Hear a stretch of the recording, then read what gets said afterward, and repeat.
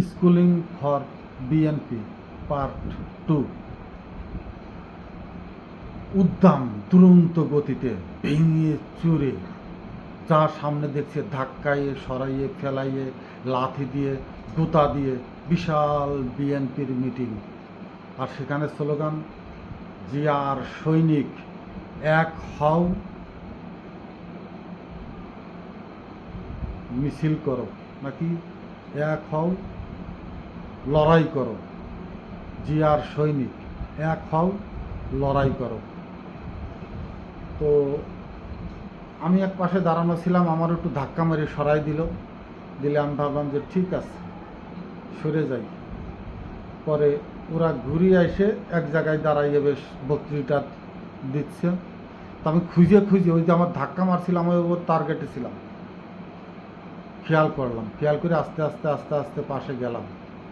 তখন মঞ্চে ভাষণ হচ্ছে, যে সালাম টালাম দিয়ে আনলাম আদবের সাথেই। বিএনপির নেতা, অত্যন্ত ক্ষমতাশালী নেতা, একে তো ক্ষমতাশালী, আবার জিয়ার সৈনিক এক হও লড়াই করার মনোভাব ভিতরে পোষণ করতেছে। কিন্তু 17 বছর কোথায় লড়াই করছে জানি না। এই 5ই আগস্টের পরে তাদের চরম লড়াই। এবং গত 5ই আগস্ট গেছে সারা দেশেই, এখন সারা দেশে তো সবাই করছে, এটার সাথে তো মিশে গেলে চলবে না, তাদের আলাদাভাবে একটা কিছু করে দেখাইতে হবে। এই জন্যই 6 তারিখে প্রোগ্রাম, 6 তারিখের বিশাল এই প্রোগ্রাম। তো আমি যে সালাম আদাব টাদাব দিয়ে বললাম যে একটু কথা বলবো আঙ্কেল। চোখ ঘাটটার বাঁকা করে বললে, হ্যাঁ বলেন, কি বলবেন? এখন দেখেন না আমার মিটিং চলতেছে, এখন কি বলবেন? বললাম যে না, বেশিক্ষণ অল্প একটু সময় যদি কথা বলা যেত। বলে হ্যাঁ বলেন। তো বললাম যে বাবা, জিয়ার সৈনিক এক হও লড়াই করো। তা জিয়ার সৈনিক কারা, কে? ওইটা আমাদের স্লোগান, আমাদের নেতারা বলছে সেই জন্য দিছি, এটা আপনার দেখি। তাহলে আমাদের কিছু না, মিছিলটা রাজপথে হইলো তো টাউনের ভিতর দিয়ে। তা আমিও তো জিয়ার একজন সৈনিক ছিলাম, জিয়াউর রহমানের আহ্বানেই আমি রেডিওতে শুনে আমি যুদ্ধ করছিলাম।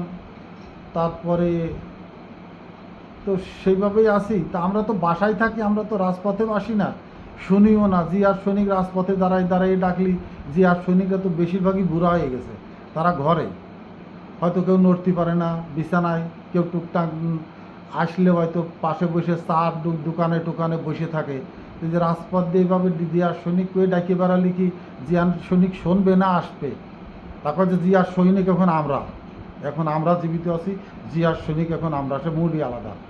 আমার ঠিক আছে, আমি তো খুশি হলাম যে আমাদের ভবিষ্যৎ প্রজন্ম শহীদ রাষ্ট্রপতি জিয়াউর রহমানের সৈনিক, আমাদের জায়গায় আপনারা হাল ধরবেন। তা আমি আর একটা প্রশ্ন করব, তাহলে ওইটুক যখন আমি বলছি যে জিয়ার সৈনিক আপনারা ভবিষ্যৎ প্রজন্ম, আপনাদের আমরা খুব ভালো দিয়ে এলো, এবং খুশিতে একেবারে সিনা বোতাম চিরে ফেলানোর মতো অবস্থা। বলে হ্যাঁ বলেন। আমি বললাম যে জিয়ার সৈনিক এক হও লড়াই করো, এবং আপনি সেই সৈনিকদের ডাকতেছেন।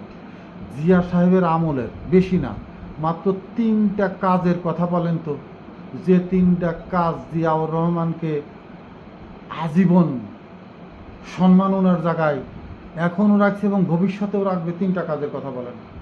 বলে হ্যাঁ, সে সেনাপ্রধান ছিল। আমি বললাম হ্যাঁ, সেনাপ্রধান তার চাকরির জায়গা, সে বাইতে সেনাপ্রধান হয়েছিল। তারপরে সে বিএনপি রাষ্ট্রপতি ছিল।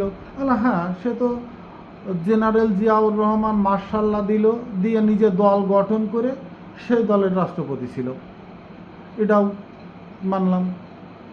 আরেকটা জানেন, সে কিন্তু স্বাধীনতার ঘোষণা দিয়েছিল। আমি বললাম হ্যাঁ, সেটা তো আমি কলামই, যে তাই শুনে আমরা যুদ্ধ গিয়েছিলাম।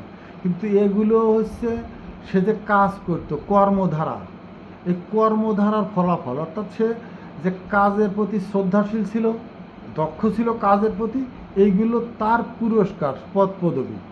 কিন্তু তার জীবনের পুরস্কার কি? সে জীবনের যে তার কর্মধারা, সেই কর্মধারায় তাকে অমর করে রেখেছে এমন 3টি কাজের কথা বলো। তা আমি কি বলছি সেটা বোঝে এইটাই বলদ। তো বিএনপির কয়টা কি সেটাতে মানে বলদ ছাড়া তো আমি কমই দেখি, যে পড়ালেখা জ্ঞানী যারা একটু স্টাডি করে কোনো কিছু, আরও তো কঠিন কিছু জানতেই চাই নাই, যে সংবিধানের, তোমাদের বিএনপির সংবিধানের কিছু বলেন সেইটাই না, আমি বলছি জিয়া যে 3টে অমর কাজ করে গেছে অনেকগুলা, তার ভিতরে 3টের কথা বলো। ওই যে বললাম, আমি বললাম যে এগুলো না। এসে চাকরি করতো, চাকরি করতে করতে সে জেনারেল হয়েছে, জেনারেল থেকে সেনা সরকার প্রধান হয়েছে এইভাবে, কিন্তু তার কাজ খুদার কসম কিচ্ছু বলতে পারল না। আমি বললাম যে আমি 3টে শিখেই দেই, কেউ শুনলেই বলল, কয় হ্যাঁ কন। আমি বললাম তার প্রথম বিপ্লব দেশের জন্য, তার প্রথম বিপ্লব ছিল খাল খনন। সে খাল খনন করে পানি জমিয়ে রাখিয়ে এদেশে সবুজ শস্য, ধান, চীনের সাথে তার পররাষ্ট্রনীতির সম্পর্ক করে ইরিধান দেশে এনে মানুষকে খাবার জোগাড় দিয়েছিল। প্রথম তার জনগণকে সে বাঁচিয়ে রাখার জন্য তার প্রথম পদক্ষেপ ছিল এইটা, যেটা 71 থেকে 75 77 পর্যন্ত কেউ করে নাই। সেইটাই জিয়াউর রহমান করেছিল। বাংলাদেশের অস্তিত্বের প্রথম ধাপ। যদি মানুষ আর কিছুদিন ক্ষুধার্ত অবস্থায় থাকতো, ভারত কিন্তু কিছু আর কয়টা খাবার টাবার দিয়ে কেড়ে নিয়ে নিত। জানেন, কয় যে হ্যাঁ সেটা তো শুনছি, আমার আব্বা চাচারা কইতো খাল টাল কাটতো। আমি বললাম তাহলে আর আর দুটো কন। কয় আর তো আমি জানি না আঙ্কেল, আপনি আর একটু কন। তা বললাম যে গ্রাম প্রতিরক্ষা, এই যে এখন যারা চৌকিদার, গ্রাম প্রতিরক্ষা যে একটা দল, প্রতিরক্ষা গ্রাম প্রতিরক্ষা বাহিনী, এটা কে গঠন করছিল জানেন? কয় না তো, জানি না তো। আমি বললাম এই যে গ্রাম প্রতিরক্ষা দল গঠন করছিল শহীদ রাষ্ট্রপতি জিয়াউর রহমান। আর এটা কেন করছিল সেটা জানেন? কয় না সেটা তো জানি না। আমি যে বাংলাদেশের কুখ্যাত একজন ডাকাত ছিল কাদের সিদ্দিকী, কুখ্যাত ডাকাত ছিল, ভারতের দালাল, এদেশের প্রচুর অর্থ সম্পদ ডাকাতি করে ও ভারতে পাচার করছে। শেখ মুজিবকে হত্যার পরে ও ভারতের মেঘালয়ে যাইয়ে সেখানে আবার ভারতের রয়ের লোকজন নিয়ে মাঝে মাঝে এদেশে এসে হানা দিত, আর এদেশের অর্থ ধন সম্পদ লুট করে নিয়ে যাইয়ে ভারতে নিয়ে সেখানে পিকনিক করতো। এই যে ঠেকানোর জন্যই এবং তৎকালীন আমলিগদের এই লুঠের কাজে ঠেকানোর জন্যই গ্রাম প্রতিরক্ষা দল গঠন করছিল জিয়াউর রহমান। এবং এইটা দেখে পৃথিবীর বহু দেশ গ্রাম প্রতিরক্ষা দল, ভিলেজ পার্টি, প্রতিরক্ষা ভিলেজ ডিফেন্স পার্টি নামে পৃথিবীর বহু দেশে এটা আন্তর্জাতিকভাবে জাতিসংঘ থেকে স্বীকৃতি পেয়েছিল এই সংগঠনটি। এবং আফ্রিকান বা বিভিন্ন দেশে যারা অভ্যন্তরীণ কোন্দল ছিল সেই সব সরকারগুলো ওই ভিলেজ পলিটিক্স পার্টি গঠন করে, গ্রাম প্রতিরক্ষা দল গঠন করে তাদের গ্রামকে সন্ত্রাসীদের হাত থেকে রক্ষা করত। এই একটা ঐতিহাসিক কাজ তিনি করে গেছেন। আর আমরা আর একটা বলেন, আর একটা কী জিনিস তো ও তো জানেই না। তখন আমি আর একটা ধারণা দিলাম যে গ্রাম সরকার নামে একটি সংগঠন, গ্রাম সরকার তিনি গঠন করেছিলেন। এই গ্রাম সরকারেরই কাজ ছিল গ্রামের প্রত্যেকটা, অর্থাৎ সরকারকে একেবারে মানুষের দোর গোড়ায় পৌঁছে দিতে, যেন জনগণ কোনো অফিস আদালতে কারোর কাছে ধর্ণা ধরতে না হয়।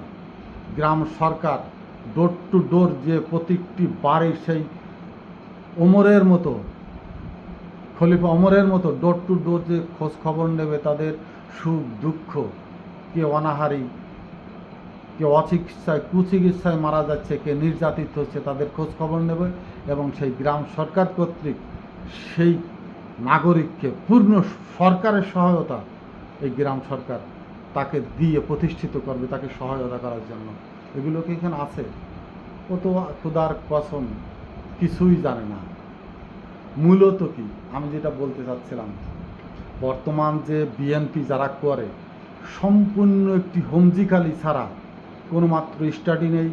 তাদের কনস্টিটিউশন কি, একটা জেলা পর্যায়ের নেতাও আমি বলতে পারবো, আমি জেলা পর্যায়ের নেতা যাদেরকে আমি চিনি জানি, একটি লোকও তাদের দলের, বাংলাদেশ জাতীয়তাবাদী দলের কনস্টিটিউশন সম্বন্ধে কতটুকুন ধারণা 60% আছে কিনা আমার বোধগম্য নয়।